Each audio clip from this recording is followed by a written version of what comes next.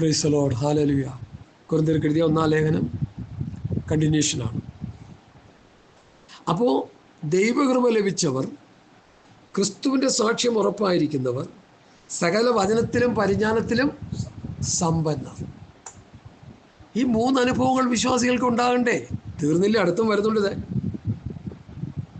ഇങ്ങനെ നിങ്ങൾ ഒരു കൃപാവരത്തിലും കുറവില്ലാത്തവരായി. അപ്പം അവർ അഭിഷേകമൊക്കെ പ്രാപിച്ച് കൃപാവരത്തിൽ കുറവില്ലാത്തവരാ. ഇനി അടുത്തത്, ഒരു കൃപാവരത്തിലും കുറവില്ലാത്തവരായി നമ്മുടെ കർത്താവായ യേശുക്രിസ്തുവിൻ്റെ പ്രത്യക്ഷത കാത്തിരിക്കുന്നു. പക്ഷെ എന്താ ദൈവമക്കളെ, 5 കൂട്ടം കാര്യങ്ങൾ, 5 6 ചിന്തിക്കാം. ദൈവകൃപ ലഭിച്ചവർ, ക്രിസ്തുവിൻ്റെ സാക്ഷി ഉറപ്പായിരിക്കുന്നവർ, സകല വചനത്തിലും പരിജ്ഞാനത്തിലും സമ്പന്നർ, ഒരു കൃപാവരത്തിലും കുറവില്ലാത്തവർ, കർത്താവായ യേശുക്രിസ്തുവിൻ്റെ പ്രത്യക്ഷത കാത്തിരിക്കുന്നവർ. ഇങ്ങനെയുള്ള വിശ്വാസികളുണ്ടോ? ഈ ആത്മീയ നിലവാരമുള്ള വിശ്വാസികളുണ്ടെങ്കിൽ അവരെ ഒരു കള്ളപ്രവാചകനും ദുരുപദേശകന്മാർക്കും തെറ്റിക്കാൻ കഴിയില്ല. ഒരു മദ്രാസിലെ മോനും ഒരു ബാംഗ്ലൂരിലെ മോനും അവരെ തെറ്റിക്കാൻ കഴിയില്ല. എന്തോ ഞാൻ സത്യമാണ് വിളിച്ചു പറയുന്നത്. ഈ എറണാകുളം പട്ടണത്തിൽ ഈ ദുരുപദേശികളെല്ലാം കൂടി കിടന്ന് തലകുത്തി മറിഞ്ഞ എത്രയോ മീറ്റിങ്ങുകൾ നടന്നു. ഞങ്ങളാരും അവിടെയെങ്കിലും പോയില്ല. നെഹ്റു സ്റ്റേഡിയത്തിൽ നടന്നത് എന്താണെന്ന് കാണാൻ വേണ്ടി ഞാൻ പോയി. ഒരു 100 മീറ്റർ ദൂരെ ബൈക്ക് വെച്ചിട്ട് അത് നോക്കി കണ്ടുകൊണ്ട് നിന്നു. അവിടെ നടക്കുന്ന സർക്കസ് കൂടാരത്തിൽ നടക്കുന്ന ചപ്പടി വിദ്യകൾ അതെല്ലാം കണ്ട് മനസ്സിലാക്കി അന്ന് മുതൽ പ്രസംഗിച്ചുകൊണ്ടിരിക്കുക. ഛർദ്ദിക്കൽ, കുരപ്പിക്കൽ, ഉന്തിയിടൽ, ഊതിയിടൽ, പിന്നെ തലകുത്തി മറിയൽ. അതിലൊരുത്തം പറയുക, ഇവിടെ ജനം ഛർദ്ദിച്ചുകൊണ്ടിരിക്കുക, ബൈബിൾ പൊതിഞ്ഞു കൊണ്ടുവന്ന കിറ്റുകൾ ആരെങ്കിലും ഉണ്ടെങ്കിൽ ഛർദ്ദിക്കാൻ വേണ്ടി കൊടുക്കാൻ. എന്തോ ചെയ്യണവന്? ഇത് ചെവി കൊണ്ട് കേട്ടാൽ അറിയാൻ പറഞ്ഞത്. നമ്മൾ ബൈബിൾ പൊതിഞ്ഞുകൊണ്ട് വന്ന കിറ്റ് എവൻ്റെ ഈ സർക്കസ് കൂടാരത്തിൽ നടക്കുന്ന ശർദൽ മേള എന്ന് പറയാൻ വേണമെങ്കിൽ, പ്രവചനമേള, ശർദലമേള, പ്രവചന ഉത്സവം, ഇതൊക്കെയല്ലേ ഇപ്പോൾ പേര് കൊടുത്തേക്കുന്നത്. അപ്പോൾ ശർദൽ മേളയിൽ ഛർദ്ദിക്കാനായിട്ട് ഞാൻ കൊണ്ടുവന്ന ബൈബിൾ, ഞാൻ ആ ഭാഗത്ത് കയറിയിട്ടില്ല കേട്ടോ, അവിടെ വിശ്വാസികൾ കൊണ്ടുവന്ന ബൈബിൾ കൊണ്ടുവന്ന കിറ്റും ബാഗും ഒക്കെ ഉണ്ടെങ്കിൽ അങ്ങോട്ട് കൊടുക്കാൻ അനൗൺസ് ചെയ്തേക്കണം. എങ്ങനെയുണ്ട്? ഇതിൽ വലിയതും നമ്മൾ കാണാൻ പോവുക. കോട്ടയത്ത് നമ്മൾ കണ്ടു കഴിഞ്ഞു കഴിഞ്ഞ ദിവസം. 2024 നമ്മളത് കണ്ടു കഴിഞ്ഞു. ഇതിലും വലിയത് നമ്മൾ കാണാൻ പോവുക. സ്തോത്രം. എന്തുകൊണ്ടങ്ങനെ കാണേണ്ട ഗതികേട് വരുന്നു? കൊരിന്ത്യയിലെ വിശ്വാസികളെപ്പോലെ ഇന്നത്തെ വിശ്വാസികൾ വരുന്നില്ല, വളരുന്നില്ല, ദൈവകൃപ ലഭിച്ചവരായി തീരുന്നില്ല, ക്രിസ്തുവിൻ്റെ സാക്ഷ്യം ഉറപ്പുള്ളവരായി തീരുന്നില്ല, സകല വനത്തിലും പരിജ്ഞാനത്തിലും സമ്പന്നരായി അവർ തീരുന്നില്ല, ഒരു കൃപാവരത്തിലും കുറവില്ലാത്തവരായി അവർ തീരുന്നില്ല, കർത്താവിൻ്റെ പ്രത്യക്ഷത കാത്തിരിക്കുന്ന അവസ്ഥയിലേക്ക് അവർ വരുന്നില്ല. അങ്ങനെ വരാതിരിക്കുന്ന ആത്മീക ശൈശവാവസ്ഥയിൽ കിടക്കുന്ന വിശ്വാസികളെ ഊതിയിട്ടും ഉന്തിയിട്ടും കുരപ്പിച്ചും ചിരിപ്പിച്ചും ഛർദ്ദിപ്പിച്ചും എന്തൊക്കെ അവരുടെ മേൽ സംഹാര താണ്ഡവം നടത്താമോ അതെല്ലാം ഈ സർക്കസ് കൂടാരം നടത്തുന്നവർ ചെയ്ത് അവരുടെ പോക്കറ്റിലെ കാശ് മുഴുവൻ പിടുങ്ങിയെടുത്ത് അവർ കൊണ്ടുപോയി സൂഹിക്കും. അപ്പം ഈ സമ്മേളനങ്ങൾക്ക് പോയവരെന്ത് ചെയ്യും? നശിച്ച് നാരായണക്കല്ലായി നരകത്തിലേക്കും പോകും. ഇതിത്ര കട്ടിയോടെ പറയാനായിട്ട് എൻ്റെ ഉള്ളിൽ പ്രേരണ കിട്ടുന്നതുകൊണ്ട് ഞാൻ പറയുക. കാരണം കാലം അടുത്തുപോയി. കർത്താവിൻ്റെ വരവ് ആസന്നമാണ്. ഇനി എത്ര നാൾ കർത്താവിൻ്റെ വരവിന് വേണ്ടി ഉണ്ടെന്നൊന്നും നമുക്കറിയത്തില്ല. അപ്പം അതുകൊണ്ട് ഇനിയുള്ള നാളുകളിൽ ദൈവവചന വ്യവസ്ഥപ്രകാരം ജീവിച്ച് മതി നിത്യതയ്ക്ക് വേണ്ടി ഒരുങ്ങണമെന്ന് ഞാൻ നിങ്ങളെ കർത്താവിൻ്റെ നാമത്തിൽ പ്രബോധിപ്പിക്കുക. സ്തോത്രം, സ്തോത്രം, സ്തോത്രം, സ്തോത്രം. അതുപോലെ ഒരു വല്ലാത്തൊരു വഷളം പിടിച്ച കാലഘട്ടമായി മാറി. ലോകയുടെ കാലം പോലെ മനുഷ്യപുത്രന്റെ വരവാകും. അതിനേക്കാൾ 10 മടങ്ങ് ദുരാചാരങ്ങളും വഷളത്വങ്ങളും നിറഞ്ഞൊരു കാലഘട്ടമായി മാറി. ഉൽപ്പത്തി പുസ്തകം 19-ാം അധ്യായത്തിൽ ലോത്തിന്റെ വീട്ടിൽ വന്ന 2 മനുഷ്യരെ ഭോഗിക്കാനായിട്ട് ആരൊക്കെ വന്നു എന്ന് എഴുതിയിരിക്കുന്നത്? ആബാലവൃദ്ധം ജനം. അതിന് വയസ്സന്മാരെന്നില്ല, പിള്ളേരെന്നില്ല, എല്ലാ പ്രായക്കാരാണ്. ആബാലവൃദ്ധം. വായിച്ചു, വചനം വായിച്ചു നോക്കിയോ, അവന് മനസ്സിലാവും. ഉൽപ്പത്തി പുസ്തകം 19-ാം അധ്യായം. ഉൽപ്പത്തി പുസ്തകം 19-ാം അധ്യായത്തിൽ ആ സംഭവം കിടപ്പുണ്ട്. നിങ്ങൾ വായിച്ചു പഠിച്ചവര് എത്ര പേരുണ്ടെന്ന് എനിക്കറിയത്തില്ല. ഹല്ലേലൂയ. ലോത്ത് പറയുന്ന കാര്യം, ലോത്ത് വാതിക്കൽ അവരുടെ അടുക്കൽ പുറത്ത് ചെന്ന് കതകടച്ച്, സഹോദരന്മാരെ ഇങ്ങനെ ദോഷം ചെയ്യരുതേ, പുരുഷനാൽ തൊടാത്ത 2 പുത്രിമാർ എനിക്കുണ്ട്, അവരെ ഞാൻ നിങ്ങളുടെ അടുക്കൽ പുറത്ത് കൊണ്ടുവരാം, നിങ്ങൾക്ക് ബോധിച്ചതുപോലെ അവരോട് ചെയ്തു കൊള്ളുക, ഈ പുരുഷന്മാരോട് മാത്രം ഒന്നും ചെയ്യരുതേ, ഇതിനായിട്ടല്ലോ അവർ എൻ്റെ വീട്ടിൻ്റെ നിഴലിൽ വന്നത് എന്ന് പറഞ്ഞു. മാറി നിൽക്ക എന്നവർ പറഞ്ഞു. ഇവനൊരുത്തൻ പരദേശിയായി വന്ന് പാർക്കുന്നു, ന്യായം വിധിപ്പാനും ഭാവിക്കുന്നു. ഇപ്പോൾ ഞങ്ങൾ അവരോട് ഭവിച്ചതിലും അധികം നിന്നോട് ദോഷം ചെയ്യും എന്ന് അവർ പറഞ്ഞ് ലോത്തിനെ ഏറ്റവും തിക്കി വാതിൽ പൊളിപ്പാനെടുത്തു.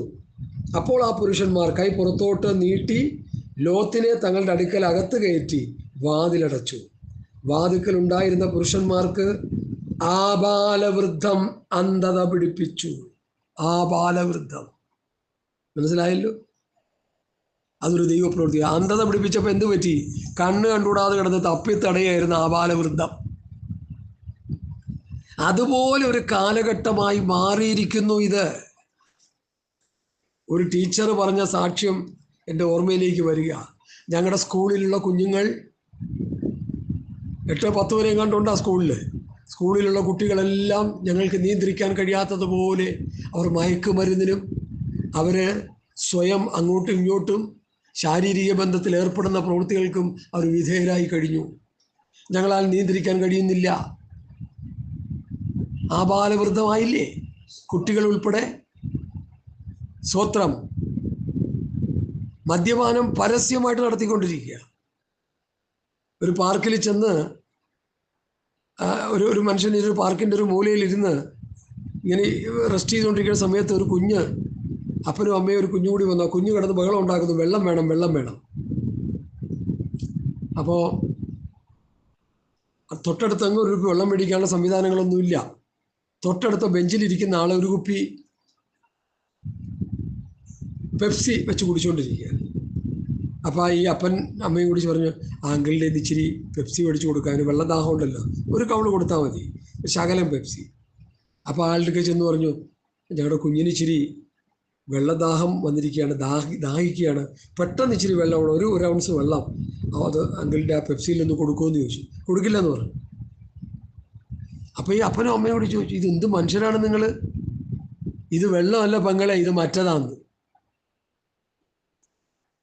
3x അടിച്ചുകൊണ്ടിരിക്കുക അയാൾ അതിൻ്റെ ആ കുപ്പിയിൽ വെച്ച്. മദ്യപാനം നിരോധിക്കപ്പെട്ടിരിക്കുക പുറങ്ങളിലൊക്കെ, പാർക്കുകളിലൊക്കെ. അവിടെ പുള്ളി അടിച്ചുകൊണ്ടിരിക്കുക. അവർ പെപ്സി കുപ്പിയുടെ ഉള്ളിൽ സാമ്പാർ ഒടിച്ചു വെച്ച് അടിച്ചുകൊണ്ടിരിക്കുക. ആരെങ്കിലും ഒന്ന് ചെക്ക് ചെയ്യുമോ പെപ്സി കുപ്പിയിൽ ഇതാണെന്ന്? പ്രിയമുള്ളവരെ, കാലം അതുപോലെ വഷളായിരിക്കുക. ഈ ലോകത്തിൻ്റെ രീതികളെ നമ്മളൊക്കെ അങ്ങ് വിടാം, ആത്മീയ ഗോളം എടുക്കാം. ബാംഗ്ലൂരിലെ മോൻ വന്ന് പ്രസംഗിച്ചത് എന്താ പ്രസംഗിച്ചേ?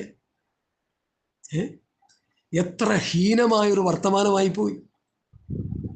പെന്തോക്കോ സമൂഹത്തെ മുഴുവൻ അടച്ചാക്ഷേപിക്കത്തക്ക നിലയിൽ ഒരു പ്രസ്താവന ആ ബാംഗ്ലൂരിലെ മോൻ വന്ന് പ്രസ്താവിച്ചില്ലേ? ഞാനതിന് ഭാഷന്മാരോട് സഹോദരന്മാരോടൊക്കെ പറഞ്ഞു, അവരൊന്നും ദൈവസഭയല്ല, അവരൊക്കെ കൾട്ട് ഗ്രൂപ്പിൽപ്പെട്ടതാ, ദൈവമായിട്ട് ഒരു ബന്ധം ഉള്ളവരല്ല. പക്ഷെ അത് ലോകക്കാരോട് പറഞ്ഞാൽ അവർ സമ്മതിക്കുമോ? സമ്മതിക്കില്ല. ലോകക്കാരും നമ്മളെ എല്ലാവരെയും കാണുന്ന ഒരു ഗ്രൂപ്പായിട്ടാണ്. പന്തൽ കെട്ടി പാട്ടും പാടി പ്രസംഗിച്ച് നടക്കുന്ന നമ്മളെല്ലാം ഒന്നാന്ന് പറഞ്ഞിരിക്കുക. ഇത് പല ജാതി പെട്ടതാണെന്നുള്ളത് നമുക്കല്ലേ അറിയുള്ളൂ. അതുകൊണ്ട് വാത്സല്യ പ്രിയമുള്ളവരെ, ഈ വചനം കേട്ട് ദൈവസഭ നടത്തുന്ന കർത്താവിൻ്റെ ദാസന്മാരുണ്ടെങ്കിൽ നിങ്ങൾ ഈ ഉപദേശം സഭയിൽ പ്രസംഗിക്കേ. നിങ്ങളുടെ വിശ്വാസികൾക്ക് ദൈവകൃപ ലഭിച്ചവരായി തീരട്ടെ. അവർ ക്രിസ്തുവിൻ്റെ സാക്ഷ്യം അവരിൽ ഉറപ്പാകട്ടെ.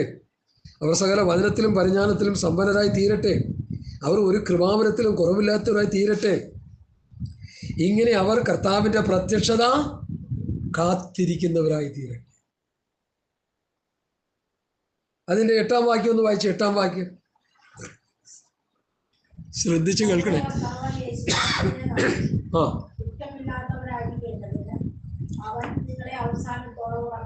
അപ്പോൾ ഈ 5 കൂട്ടം കാര്യങ്ങൾ, 5 ആത്മീയ അനുഭവങ്ങൾ ഉള്ളവർക്ക് മാത്രമേ നമ്മുടെ കർത്താവായ യേശുക്രിസ്തുവിൻ്റെ നാളിൽ കുറ്റമില്ലാത്തവരായിരിക്കേണ്ടതിന് കർത്താവ് നിങ്ങളെ അവസാനത്തോളം വിശ്വാസത്തിൽ ഉറപ്പിച്ച് നിർത്തത്തുള്ളൂ.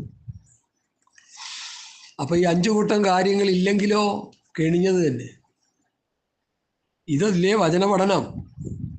ഇങ്ങനെയല്ലേ ദൈവവചനം പഠിപ്പിക്കേണ്ടതെന്ന് എൻ്റെ ചോദ്യം. ഈ 5 വിധ വിലപ്പെട്ട ആത്മീയ അനുഭവങ്ങൾ ഉണ്ടെങ്കിൽ മാത്രമേ നമ്മുടെ കർത്താവായ യേശുക്രിസ്തുവിൻ്റെ നാളിലെന്ന് പറഞ്ഞാൽ കർത്താവിൻ്റെ വരവാ കാണിക്കുന്നത്.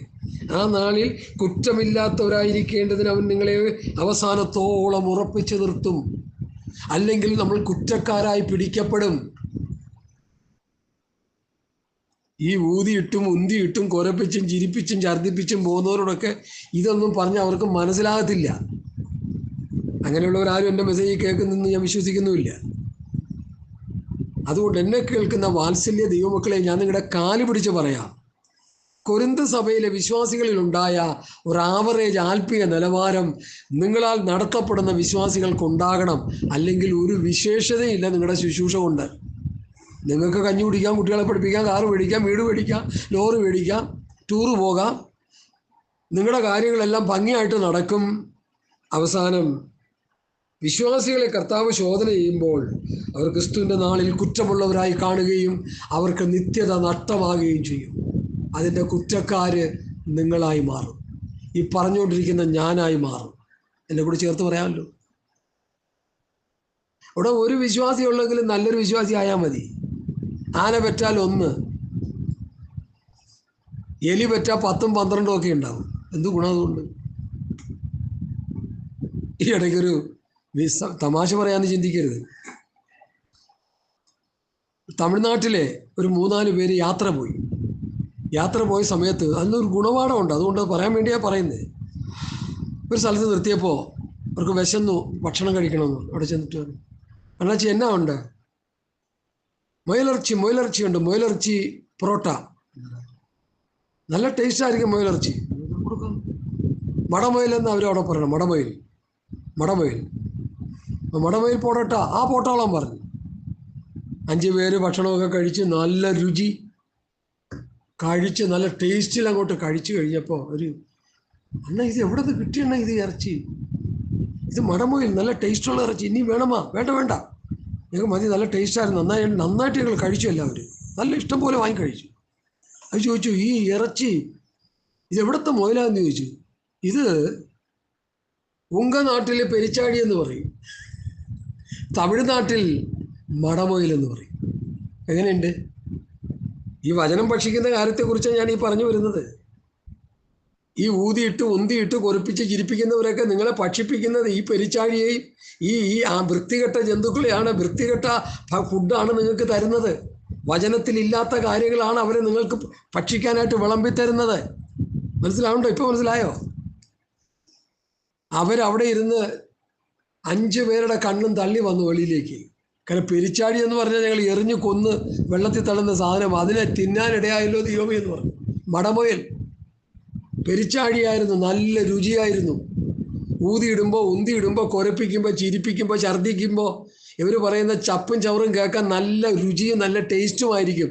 നല്ല വണ്ണം ചെവികളിലൂടെ കയറി ഉള്ളിലോട്ട് കയറി അങ്ങോട്ട് അവസാനം എന്താ പറ്റും? ഈ മടമുയൽ തിന്നതുപോലെ ഇരിക്കും പ്രിയമുള്ളവരെ. അതുകൊണ്ട് അപ്പോസ്തലന്മാർ പറയുന്ന ഉപദേശം കേൾക്ക്. അവരെന്താ പറഞ്ഞത്?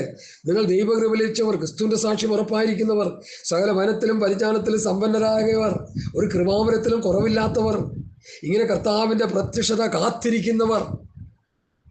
അങ്ങനെയായി ഇന്നത്തെ പെന്തക്കോസ്ത് സമൂഹം തീരണം. അല്ലെങ്കിൽ ഒരൊറ്റ ഒരെണ്ണം സ്വർഗരാജ്യത്തിൽ പോകാൻ പറ്റത്തില്ല. ഈ പറഞ്ഞ പൗലോസ് പഠിപ്പിച്ച കൊരിന്ത് ലേഖനത്തിലെ ഈ പഠനം നാം പഠിക്കുകയും ആ ആത്മീയ അനുഭവങ്ങൾ നാം എന്ത് ചെയ്യണം? പ്രാപിക്കുകയും ചെയ്യണം. ഇല്ലെങ്കിൽ സ്വർഗരാജ്യത്ത് പോകാൻ പറ്റത്തില്ല. നോക്കിക്കോ, വചനത്തിലോട്ട് നോക്കിക്കോ. എന്നെ പറഞ്ഞിട്ടൊന്നും കഥയില്ല. ഞാൻ പറയാനുള്ളത് പറയും, കട്ടിയോടുകൂടി പറയും. എനിക്ക് അപ്പൻ അമ്മയെന്നോ പെങ്ങളെന്നോ മക്കളെന്നോ സൗകര്യ സൗകര്യമോ വചനം പറയുമ്പോൾ തീർത്തും പറയും, അല്ലെങ്കിൽ ഞാൻ കുറ്റക്കാരനായി തീരും. പൊതിഞ്ഞു പറയുന്ന പരിപാടി നമുക്കില്ല. വരുന്നവർ സ്വോത്രാഴ്ച ഇടാതെ പോയാലോ പിന്നെ നീ തരുന്ന സ്വോത്രാഴ്ച കൊണ്ടല്ലേ നമ്മൾ ജീവിക്കണം. അല്ല കഥ. വേലക്കാരൻ തൻ്റെ കൂലിക്ക് കർത്താവ് കൊടുത്തുന്നേ. അങ്ങനെ വിശ്വസിച്ചാൽ മതി, കർത്താവിൽ വിശ്വസിച്ചാൽ മതി, അങ്ങനെ സംഭവിക്കും. അതുകൊണ്ട് എന്നെ കേൾക്കുന്ന പ്രിയപ്പെട്ടവരെ, കൊരിന്ത സഭയ്ക്കുണ്ടായ 5 ഗുണനിലവാരങ്ങൾ നമുക്കുണ്ടാകണമെന്ന് ഈ വേദഭാഗം നമ്മെ പഠിപ്പിക്കുന്നു. ഞാൻ 9-ാം വാക്യത്തിലേക്ക് വരാം. തൻ്റെ പുത്രനും നമ്മുടെ കർത്താവായ യേശുക്രിസ്തുവിൻ്റെ കൂട്ടായ്മയിലേക്ക് നിങ്ങളെ വിളിച്ചിരിക്കുന്ന ദൈവം വിശ്വസിക്കുന്നു. അപ്പം നമ്മളെ കൂട്ടായ്മയിലേക്ക് വിളിച്ചിരിക്കുക. ആരുടെ കൂട്ടായ്മയിലേക്ക്? കർത്താവായ യേശുക്രിസ്തുവിൻ്റെ കൂട്ടായ്മ. 1 യോഹന്നാൻ 1-ാം അധ്യായത്തിൻ്റെ 1 മുതൽ 4 വരെയുള്ള വാക്യം പെട്ടെന്നൊന്ന് വായിച്ചേ. Hallelujah, hallelujah. 1 യോഹന്നാൻ 1-ാം അധ്യായത്തിന്റെ 1 മുതൽ 4 വരെയുള്ള വാക്യങ്ങൾ. ആമേൻ. സ്വന്തം കണ്ണുകൊണ്ട് കണ്ടത്, ഞങ്ങൾ നോക്കിയത്, ഞങ്ങളുടെ കൈ തൊട്ടതും ആയ ജീവന്റെ വചനം സംബന്ധിച്ച് ജീവൻ പ്രത്യക്ഷമായി ഞങ്ങൾ കണ്ട് സാക്ഷീകരിക്കുകയും പിതാവിനോട് കൂടെ ഇരുന്ന് ഞങ്ങൾക്ക് പ്രത്യക്ഷമായ നിത്യജീവനെ നിങ്ങളോട് അറിയിക്കുകയും ചെയ്യുന്നു. അടുത്ത്, ഞങ്ങൾ കണ്ടും കേട്ടുമുള്ളത് നിങ്ങൾക്ക് ഞങ്ങളോട് കൂട്ടായ്മ ഉണ്ടാകേണ്ടതിന് നിങ്ങളോട് അറിയിക്കുന്നു. ഞങ്ങളുടെ കൂട്ടായ്മയോ പിതാവിനോടും അവന്റെ പുത്രനായ യേശുക്രിസ്തുവിനോടും ആകുന്നു. നമ്മുടെ സന്തോഷം പൂർണ്ണമാകുവാൻ ഞങ്ങൾ ഇത് നിങ്ങൾക്ക് എഴുതുന്നു. എന്താ ദൈവമക്കളെ മനസ്സിലായത് നമുക്ക്? എന്ത് മനസ്സിലായി? ഞങ്ങൾ കണ്ടും കേട്ടും തൊട്ടും നോക്കിയുമുള്ളത്. കർത്താവായ യേശുക്രിസ്തുവിനെ കണ്ടവരാണ്, തൊട്ടവരാണ്, നോക്കിയവരാണ്, കർത്താവിൽ നിന്ന് പഠിച്ചവരാ, കർത്താവിൽ നിന്ന് കേട്ടവരാ.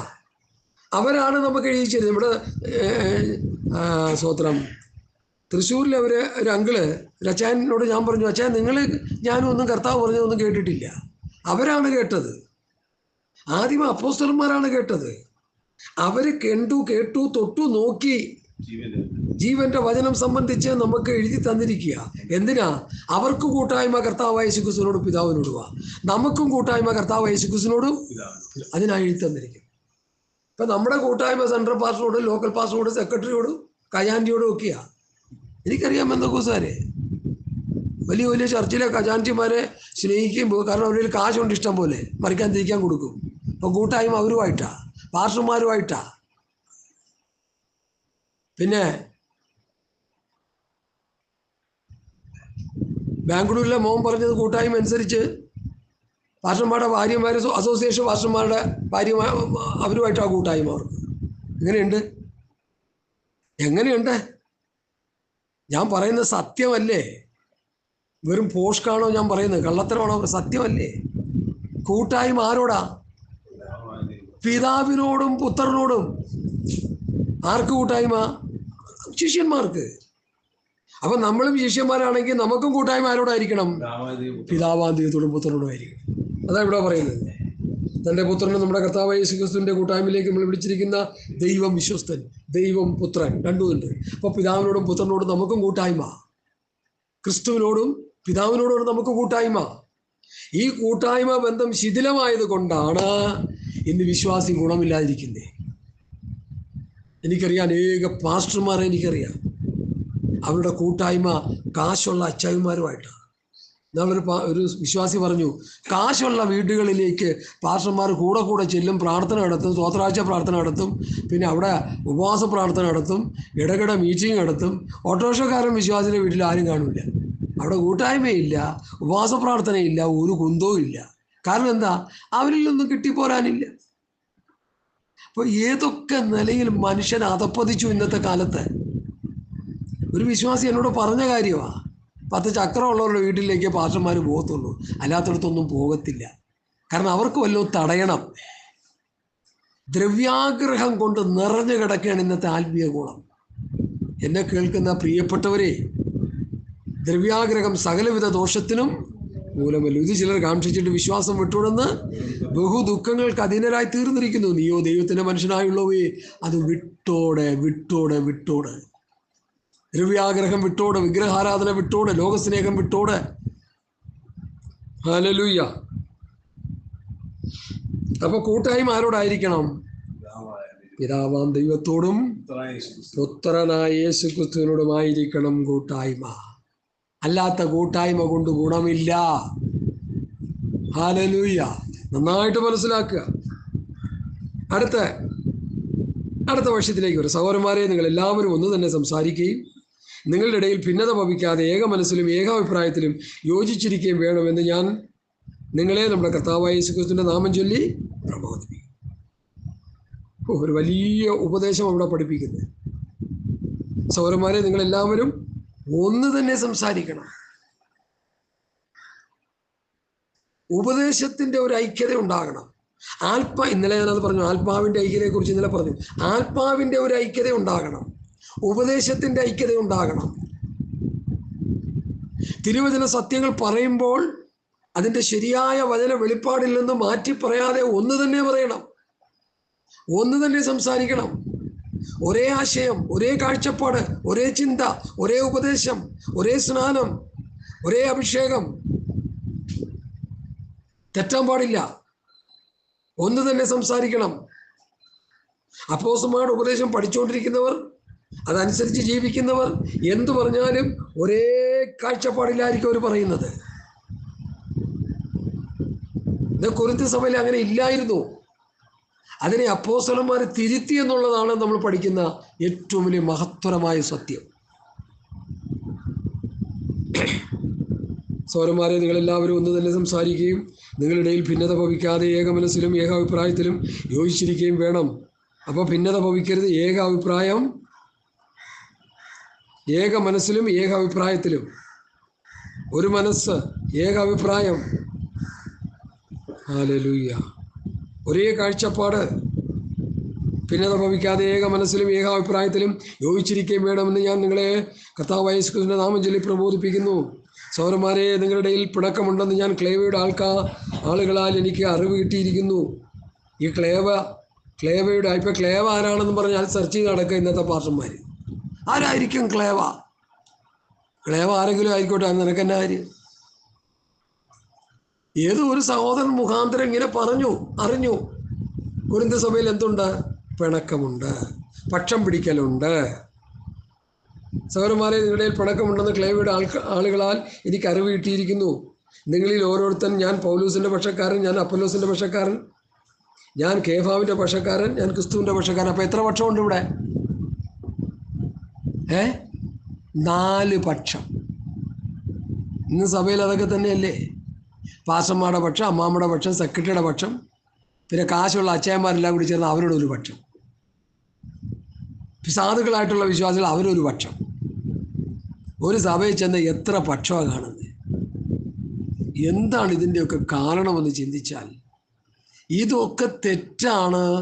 നമ്മൾ ക്രിസ്തുവിൻ്റെ പക്ഷമാണ്, നമ്മൾ പിതാവാം ദൈവത്തിൻ്റെ പക്ഷക്കാരാണ്, നമ്മൾ ദൈവത്തിൻ്റെ പക്ഷത്തിലുള്ളവരാണെന്ന് പറഞ്ഞ് പഠിപ്പിക്കാൻ കരുത്തന്മാരായ, ശക്തന്മാരായ, ദൈവവചനത്തിൻ്റെ ജ്ഞാനമുള്ള, ദൈവാത്മാവുള്ള, ദൈവകൃപയുള്ള, ആത്മീക ജ്ഞാനമുള്ള, സുബോധമുള്ള, പരിജ്ഞാനമുള്ള, വിവേകമുള്ള ശുശ്രൂഷകന്മാരുടെ കുറവാണ് ഇന്ന് സഭകളിൽ കണ്ടുവരുന്നതെന്ന് ഇനിയെങ്കിലും മാന്യ വിശ്വാസികൾ മനസ്സിലാക്കുക. പാസ്റ്റർമാരും ഇത് കേൾക്കുമ്പോൾ അവരും നന്നാകണം ഇത് കേട്ട്. ഞാനൊരു സഭയിൽ ചെന്നു. എന്നേക്കൊരു 8-9 വർഷം മുമ്പാണെന്ന് എൻ്റെ ഓർമ്മ. പാട്ടൊക്കെ പാടി, പാട്ട് കുർബാനയാണല്ലോ അതേ സഭയിൽ. ഒരു സഹോദരൻ എഴുന്നേറ്റ് കുറേ പ്രബോധനമൊക്കെ പറഞ്ഞ് എന്തോ കുറേ ആശയങ്ങളൊക്കെ പറഞ്ഞപ്പോൾ വേറൊരു സഹോദരൻ അത് ഇഷ്ടപ്പെട്ടില്ല. അദ്ദേഹം അതിൻ്റെ ഇടയിൽ കയറി പറഞ്ഞു. അതിൻ്റെ തെറ്റാണ് പറഞ്ഞത്. പറഞ്ഞപ്പോൾ 2 അഭിപ്രായങ്ങൾ വന്നു. ഒരു സഹോദരൻ ഒരു അഭിപ്രായം പറഞ്ഞു, വേറൊരു സഹോദരൻ അതിനെ എതിർത്ത് പറഞ്ഞു. പാസ്റ്റർ എഴുന്നേറ്റ് ആദ്യം പറഞ്ഞ സഹോദരനെ സപ്പോർട്ട് ചെയ്ത് പറഞ്ഞു. ശ്രദ്ധിക്കണേ. അപ്പോൾ ഒരു തേർഡ് പാർട്ടി എഴുന്നേറ്റിട്ട് പറഞ്ഞു, തന്നെ ആരോടോ ഭാഷാക്കി. ഇവിടെ ആ സഹോദരൻ ഒരു അഭിപ്രായം പറഞ്ഞപ്പോൾ വേറൊരു സഹോദരൻ അതിനെ ഒരു ഖണ്ഡനം ചിന്താഗതിയിൽ അല്ലെങ്കിൽ എതിർത്ത് സംസാരിക്കുന്ന നിലയിൽ സംസാരിച്ചു. അപ്പോൾ രണ്ടുപേർ ആ നിലയിൽ സംസാരിച്ചപ്പോൾ ഒരു പാസ്റ്ററായ നിങ്ങൾ ഒരാളുടെ പക്ഷം ചേരാതെ രണ്ടുപേരെയും സമന്വയപ്പെടുത്തുവാൻ അല്ലെങ്കിൽ ഇണക്കുവാനായിട്ട് അല്ലെങ്കിൽ വഴക്ക് തീർക്കാനായിട്ട് നിങ്ങൾ രണ്ടുപേരും തൽക്കാലം അവിടെ ഇരിക്കുക എന്ന് പറഞ്ഞ് രണ്ടുപേരുടെ അഭിപ്രായം കേട്ടിട്ട് ഉചിതമായൊരു അഭിപ്രായം പറഞ്ഞ് രണ്ടുപേരെയും കൂടി പിണക്ക് മാറ്റി ഒന്നിച്ചു കൊണ്ടുപോകാൻ കഴിവില്ലാത്ത തന്നെ ആരോടോ പാസ്റ്ററാക്കിയെന്ന് ചോദിച്ചു. ഞാനവിടെ ഇരിപ്പുണ്ട്. ഞാൻ ഇതൊന്നും കാണാതെ തല നേരെ താഴോട്ട് വെച്ച് എനിക്ക് കാണാൻ വയ്യ. എനിക്ക് അതിനുള്ള ശക്തിയില്ല. എനിക്ക് പാസ്റ്ററിനെ ഇട്ട് പൂരിക്കുന്ന കാണാനുള്ള ശക്തി എനിക്കില്ല. കാരണം ഞാനും ആ വർഗത്തിൽപ്പെട്ടവനായി പോയില്ലേ. ഇങ്ങനെയുള്ള ഒത്തിരി അനുഭവങ്ങൾ എൻ്റെ ഹൃദയത്തിൽ എനിക്ക് കർത്താവ് എന്നെ കാണിച്ചത് പഠിപ്പിക്കുകയും ചെയ്തു.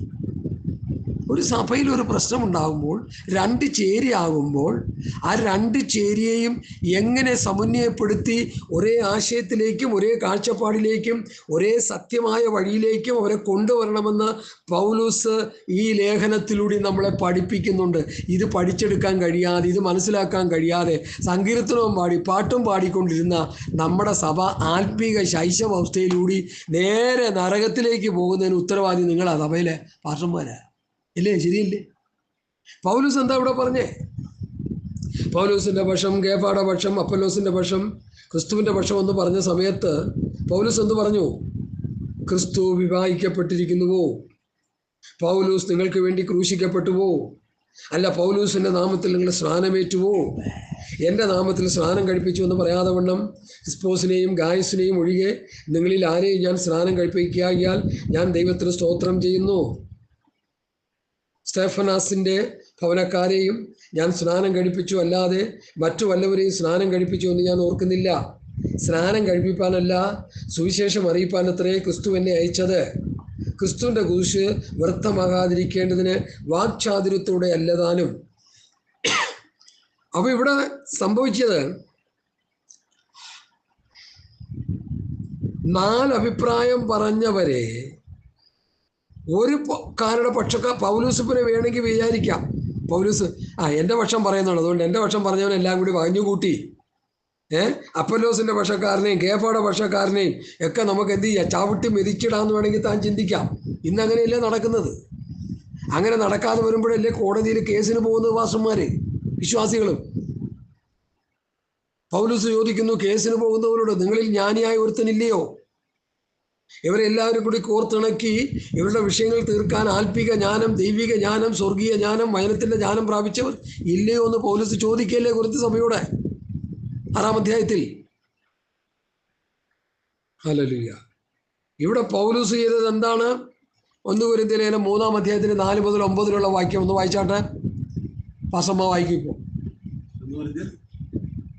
1 കൊരിന്ത്യർ 3-ാം അധ്യായത്തിന്റെ 4 മുതൽ 9 വരെ. ഒരുത്തൻ ഞാൻ പൗലോസിന്റെ പക്ഷക്കാരനെന്നും മറ്റൊരുത്തൻ ഞാൻ അപ്പൊല്ലോസിന്റെ പക്ഷക്കാരനെന്നും പറയുമ്പോൾ നിങ്ങൾ സാധാരണ മനുഷ്യരല്ലയോ?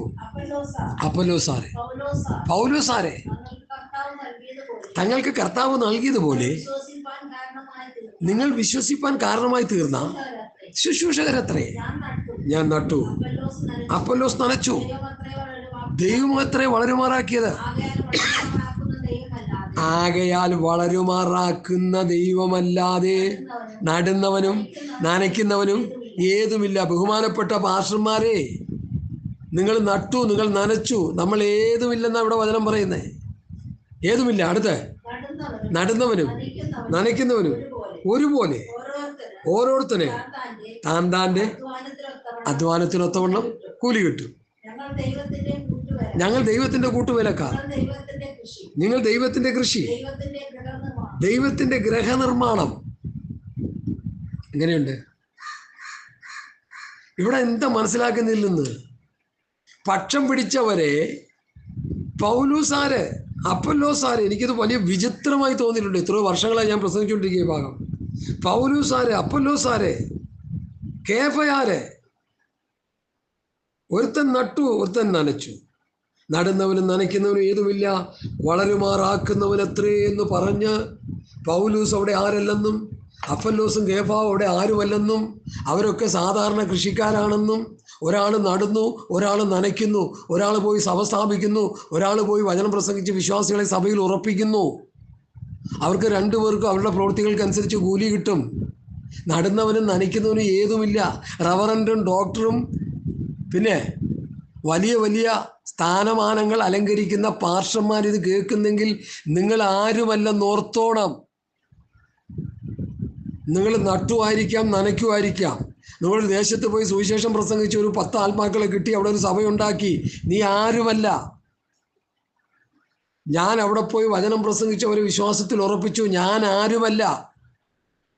പിന്നെ ആരാ വലിയവൻ? നടുന്നവനും നനയ്ക്കുന്നവനുമല്ല, വളരുമാറാക്കുന്നവനത്രേ. ഹല്ലേലൂയ, സ്തോത്രം. എത്ര മഹത്തരമായ ഉപദേശമായി! ഇതൊന്നും സഭയെ പഠിപ്പിക്കാതെ എന്തൊക്കെയെന്ന് പറഞ്ഞുകൊണ്ട് എനിക്കൊരു പിടിയും കിട്ടുന്നില്ല. മനുഷ്യന് കേട്ടാൽ ഗ്രഹിക്കാൻ കഴിയാത്ത പോലെയുള്ള ആശയങ്ങൾ വിളമ്പുന്ന ചിലരുണ്ട്. ആർക്കും ഒരു ഗുണമില്ലാത്തവർ പറഞ്ഞു കൂട്ടുന്ന വേറെ ചിലരുണ്ട്.